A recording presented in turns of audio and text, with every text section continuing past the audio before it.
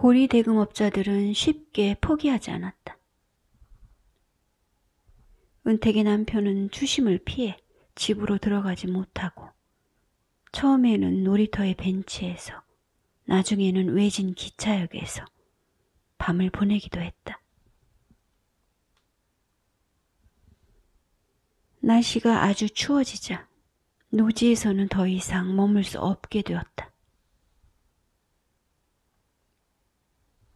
그는 연료가 거의 남아있지 않은 차에 히터를 틀었다.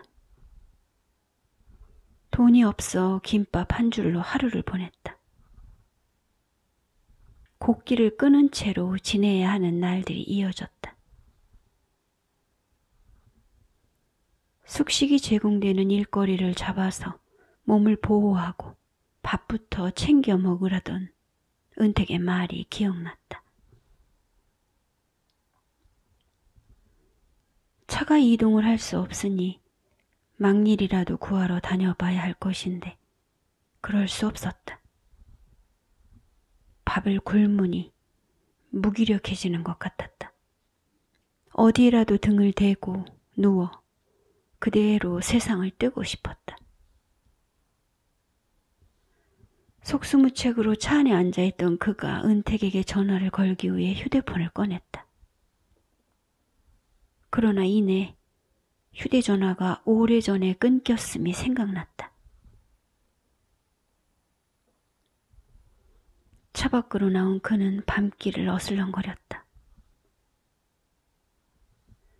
근처의 식당으로 그가 들어갔다. 배랑뱅이처럼 전화 한 통을 빌은 그는 자신이 숨어있는 곳까지 와달라고 은택에게 말하고 있었다.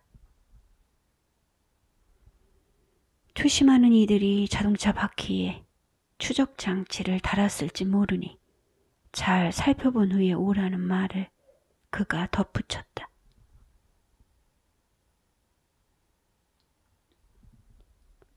스스로를 억류에 놓은 그는 망상증에 걸린 듯했다. 추심하는 사람들이 뒤를 밟을지도 모르니 자정을 넘겨서 오라는 그의 말대로 늦은 밤에 은택은 그가 있는 곳에 다다랐다. 도착하여 은택이 차 안을 들여다보았다. 안은 텅 비어 있었다. 어두컴컴한 차 안을 휴대폰 빛에 비추어 둘러보았다. SUV 차량의 뒷좌석을 판판하게 만든 후 종이 박스들을 눌러 겹겹이 깔아놓은 것이 보였다. 그런데 벼랑간 쌓여있던 두터운 종이 박스들이 들리며 넉마를 뒤집어 쓴 그가 일어나 앉았다. 운전석으로 몸을 옮긴 그가 문을 열어주었다. 은택이 조수석으로 들어가 앉았다. 흉물스런 남자가 오물 냄새를 풍기며 넋이 빠진 채 앉아 있었다. 굶어 죽게 생겼어도 누구 하나 적선하지 않는 현실 앞에서 그가 염치 없는 말을 뱉었다.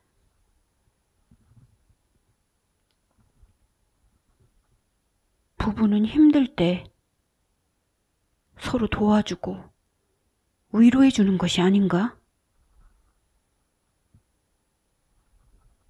은택의 머릿속에 아기를 낳기 바로 전날까지 이 일을 했던 때가 떠올랐다. 시부모를 비롯한 어느 누구도 은택의 힘든 생활에 위로의 말은커녕 비난만을 보냈었다.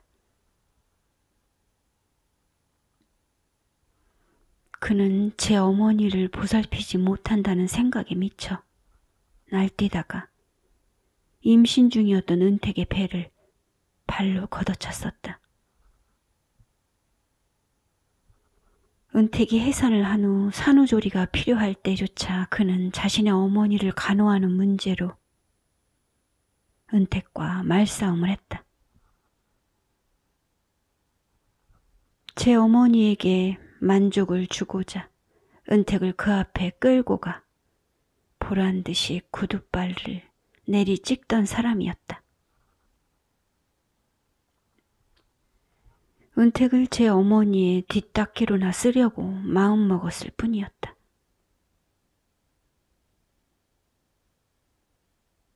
부부간의 의리를 저버린 채 기꺼이 떠나갔던 그였지 않았던가. 그는 자신이 어떤 사람인지를 모르고 있었다. 깜깜한 차 안에서 은택이 휴대폰을 열자 빛이 새어나왔다. 흘러나온 빛이 그의 얼굴을 비추었다. 비껴가던 빛 속으로 얼핏 그의 검은 얼굴이 보였다. 누군가에게 맞은 것인지 얼굴에 거무죽죽한 피멍이 들어있었다. 멍을 보자 은택의 마음속에 아픔 한 덩이가 올라왔다. 은택이 그를 걸레자루로 가격한 후 그의 눈에는 안대가 걸려 있었다. 그가 어지럽다고 말했다. 그의 머리에서 몽글몽글 피가 배어나왔던 것이 기억이 났다. 그에게 무슨 짓을 했던 것인지 그날의 끄트머리가 기억나지 않았다. 앓는 소리를 내며 그는 여러 날을 고통스러워했다. 그런 그를 보면서도 은택은 아무런 감정이 일지 않았었다. 그에게 무자비한 폭력을 가한 것이 잘못이라는 생각도 들지 않았었다. 그런데 가끔은 바닥에 주저앉아 오열하고 싶은 기분이 들었다. 그의 얼굴에 들어찬 멍이 예전에 은택이 가했던 폭력의 자국처럼 다가왔다. 가학성을 가졌던 자신을 은택은 알지 못했었다. 그것은 다만 용윤내로부터 학습된 것이라고 변명하고 있었다. 그를 후려칠 때 은택은 개 돼지였거나 정신분열을 일으키고 있었음이 분명했다. 자신의 폭력성에 은택은 새삼 무참함을 가눌 길이 없었다. 그에게도 분명 잘못이 있을 것이었지만 그것은 그가 생각해야 할 그의 몫이었다. 먼저 당신의 빚부터 갚아야지요. 내가 당신의 빚을 갚을 테니 당신은 거처할 곳을 알아봐요. 제때 끼니를 먹고 잠을 잘 수 있는 곳으로 허드렛 일이라도 잡아봐요. 은택이 종이를 건넸다. 그에게 빚의 목록을 적으라고 말했다. 그는 채권자들의 연락처와 빚의 액수를 일목요연하게 작성했다. 이어 그가 누런 봉투를 내놓았다. 그 속에는 빚을 낼 당시 주고받았던 명함과 관련 서류들이 들어있었다.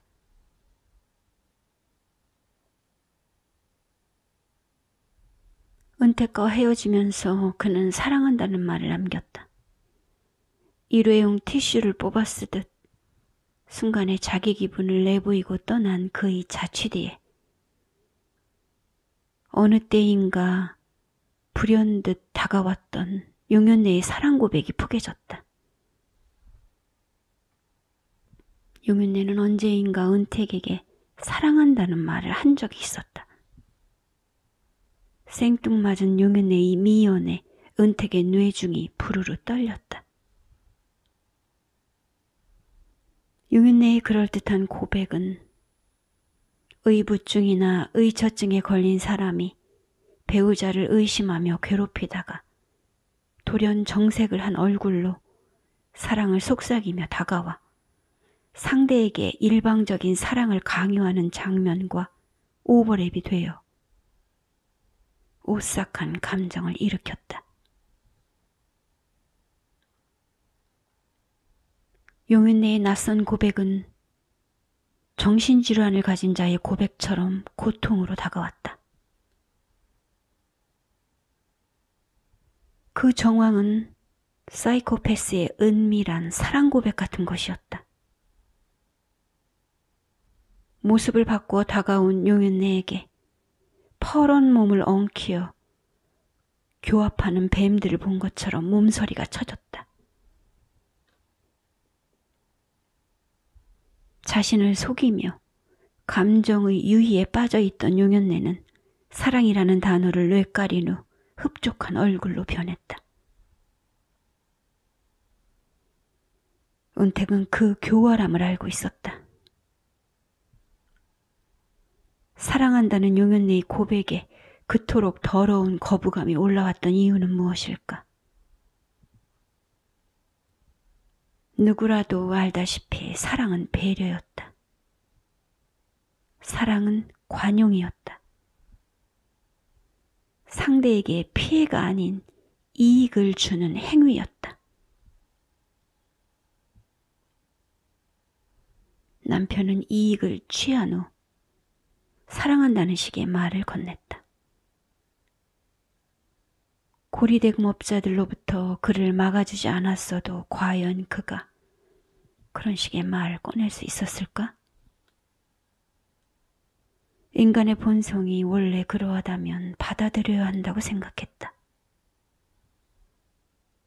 순수라는 이름 아래 아무것도 모르는 사랑보다는 차라리 계산이 확실하고 염치를 아는 사랑이 아름다울 수 있겠다고 생각했다. 은택은 어린이집과 주택을 부동산에 내놓았다. 금방 거래가 이루어질 것이라는 중개인의 말대로 집이 팔렸고 곧 어린이집을 인수받겠다는 사람이 나섰다. 주택이 넘어가자 대략 필요한 집기들을 챙겨서 아파트 1층의 영화전담 놀이방으로 거처를 옮겼다. 부동산을 처분하여 대출 원리금까지 정리가 되니 차라리 마음이 홀가분했다. 수익 창출이 될 수 있는 부동산이었으나 은택은 마음을 비우기로 했다. 남편은 얼마 후 떠난다는 연락을 해왔다. 일자리를 따라서 남쪽으로 가던 날 은택에게 아이를 데려다 주었다. 떨어져 지낸 사이에 아이는 훌쩍 자라 있었다. 은택을 알아보지 못하는 것처럼 아이는 은택에게서 멀리 떨어져 있었다. 손을 잡으려 하는 은택을 아이가 뿌리쳤다. 그런 아이를 은택이 가슴에 안았다. 남편은 빚이 추심해서 어느 정도 자유로워진 듯 편안한 얼굴로 떠나갔다. 그렇게 남편이 가버린 후 은택은 빚을 갚는 데 정신이 나가 있었다. 끝이 날 것 같지 않은 빚잔치의 연속이었다. 빚을 갚기 시작하자 아직 돈을 받지 못한 빚쟁이들이 은택에게 전화를 걸어왔다. 놀이방과 학원으로 직접 찾아오기도 했다. 은택은 속셈 학원과 영어 학원을 넘기고 받은 임대 보증금으로 빚을 갚았다. 아직 돈을 받지 못한 채권자들은 자신들의 돈이 떼일까봐 그런 것인지 안달복달했다. 그들은 채무자도 아닌 은택에게 고압적인 태도를 취하기도 했다. 빚을 갚으며 은택은 남편이 그들에게 써준 백지수표 및 각종 서류들을 모두 수거했다. 건물주를 만나 밀린 임차료와 관리비를 정산했다. 남편이 명부에 작성해준 빚 말고도 밀린 세금과 물건대와 인건비가 수두룩하게 깔려 있었다.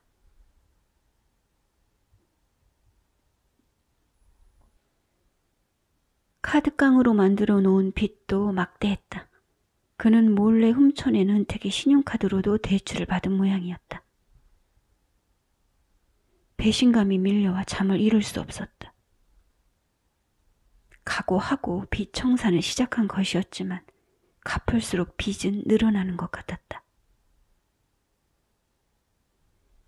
누군가 뒤에서 빚을 계속 만들어내는 은택에게 떠밀어 놓는 것만 같았다.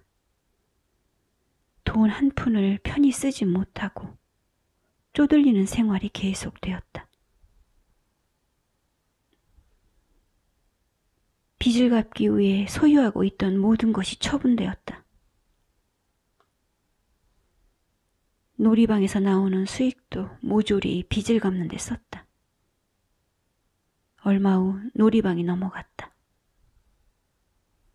놀이방이 처분되며 받은 돈 또한 빚을 갚는 데 들어갔다. 은택은 주인이 바뀐 놀이방에서 월급을 받는 보육선생이 되었다. 셋방을 얻을 돈이 없었던 은택은 운이 좋게도 당분간 놀이방에서 기거할 수 있었다. 돈을 더 벌어야 했으므로 은택은 취직을 했다. 낮에는 놀이방 아이들을 돌보다가 밤이 되면 야간 일을 하기 위해 나갔다. 은택은 아이를 학원에 보낼 형편이 되지 않았다. 해서 아이는 학교가 끝난 후에 놀이방이 아기들과 놀았다. 은택의 아이는 학교 친구들과 어울려서 태권도 학원에 다니고 싶어 했다. 급식비도 간신히 내는 처지였으므로 아이를 학원에 보내는 것은 엄두도 낼 수 없는 일이었다. 어느 날 아이가 학예 발표회를 한다는 안내장을 가지고 왔다. 그날 아이는 반 친구와 함께 태권도를 선보이기로 되어 있다고 말했다.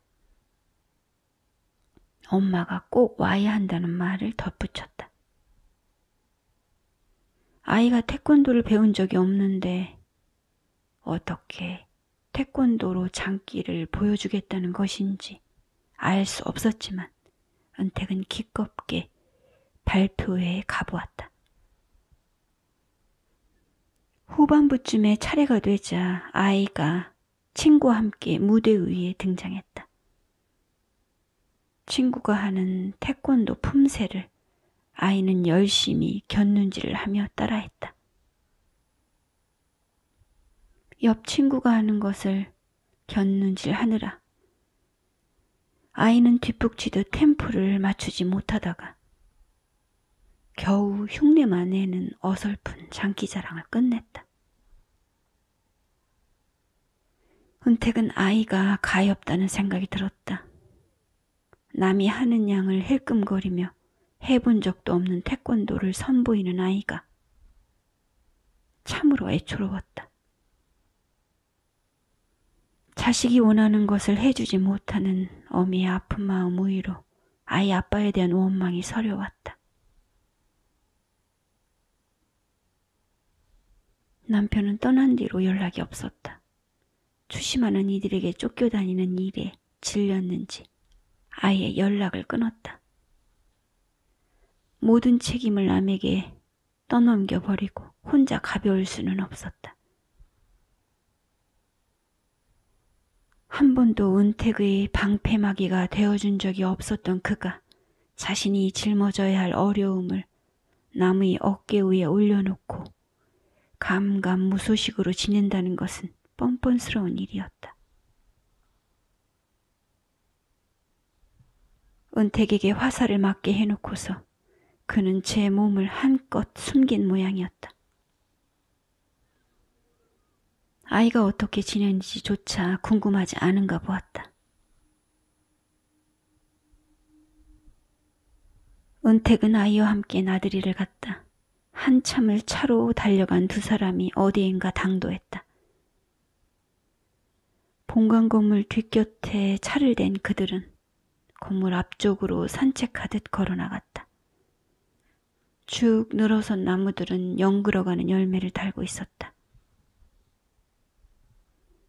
여물지 않은 초록 열매와 반쯤 여문 어중간한 붉은 빛이 어우러져 열매의 때깔이 다채로웠다. 학교를 졸업한 후 은택은 이사를 했었다. 도시로 나간 후 직장을 다니다가 보육시설들과 학원을 내어 바삐 사는 동안 학교에 와 볼 겨를이 없었다. 좀 더 일찍 와 보았어도 가까스로 졸업한 캠퍼스에 좋은 추억이 있을 리 없었다. 은택의 머릿속에 언뜻 용윤네의 얼굴이 스쳐 지나갔다. 임신을 하여 배가 불러오는데도 학교에 다니던 은택에게 제깟 것이 무슨 대학을 나와 행세를 하려는 겐가? 라며 비아냥거리던 그 음성이 들리는 듯하였다. 은택은 3층으로 올라갔다. 학과 사무실은 예전 그대로였다. 앳된 조교가 철제 캐비넷 안에 책꽂이와 사물함을 이리저리 뒤적였다. 잡동사니들과 파일이 너지러진 틈바구니 속에서 뜻밖에도 색이 바래가는 화기증이 나왔다. 조교가 오래된 화기증을 꺼내어 먼지를 털어낸 후 은택에게 내주었다.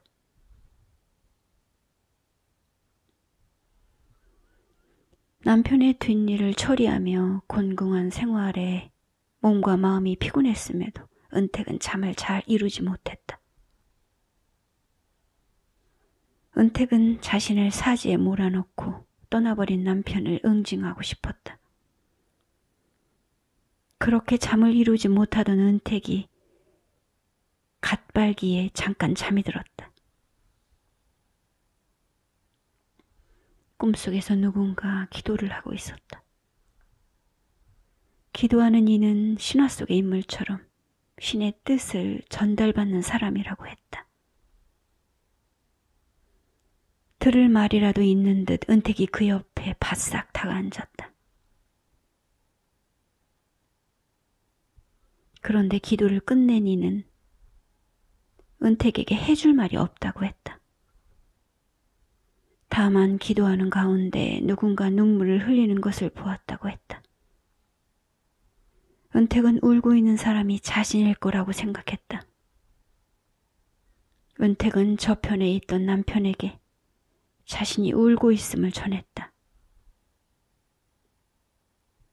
남편은 대수롭지 않은 어투로 누구라도 울 수 있는 것이니 특별한 의미를 부여하여 거창하게 여길 것이 없다고 대꾸했다. 그는 아무 일이 없었던 양 무심한 태도로 먼 데를 바라보고 있었다. 기댈 듯 그에게 기울였던 머리를 은택이 스르르 떼어냈다. 설핏 잠이 들었다 깨났다 하며 은택은 풋잠을 잤다. 생생하게 살아 움직이던 상념들은 은택을 한밤중에 일어나 앉게 만들었다. 빚을 갚고 혼자 아이를 키우며 은택은 용연내를 생각했다.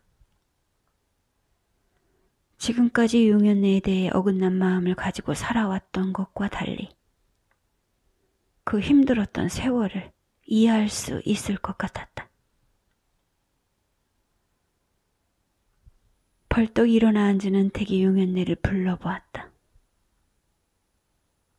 마주 앉은 용연내에게 은택이 말을 걸었다. 살아오면서 많이 힘들었지요? 보살펴주는 부모 없이 홀로 걸어가자니 외로웠나요? 면사포를 씌워달라고 부모를 찾아갔을 때 외면당해서 마음이 아팠나요? 어머니가 저에게 잘못했다는 생각은 이제 하지 않겠습니다. 처한 환경이 그러했다면 누구라도 어머니처럼 살았을 것임을 이해합니다. 은택은 용연내가 천성부터 나쁜 사람이라는 생각을 했었다. 그러나 이제 그 외로움과 고달픔에 공감할 수 있을 것 같았다. 그 아픔을 온전히 이해할 수는 없어도 그 삶이 어떠했으리라는 것은 짐작할 수 있었다. 용연내가 삶의 고통을 풀어낼 길이 없었을 때 바로 그곳에 은택이 있었으리라. 용연내와 지냈던 고통스러운 시간은 자연히 빚어진 일이었지. 용연내가 일부러 마음을 악하게 먹고 은택을 해치려 한 것이 아니었다. 은택은 그렇게 여러 밤 용연내를 불러내었다. 편안한 마음으로 마주 앉아서 말을 걸 수 있음이 신기했다. 대화를 나누던 마지막 밤에 용연내가 은택에게 단문의 편지를 써주었다.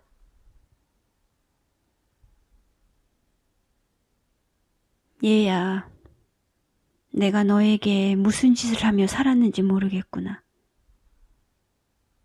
아무것도 몰랐던 나의 삶을 헤아려 주겠니? 네가 나를 더는 원망하지 않는다는 것을 알고 있다. 이제 너를 놓아줄 테니 부디 훨훨 날아가거라. 용연내가 쓴 편지는 노란 봉투가 입혀져 은택의 휴대폰에 전송되었다.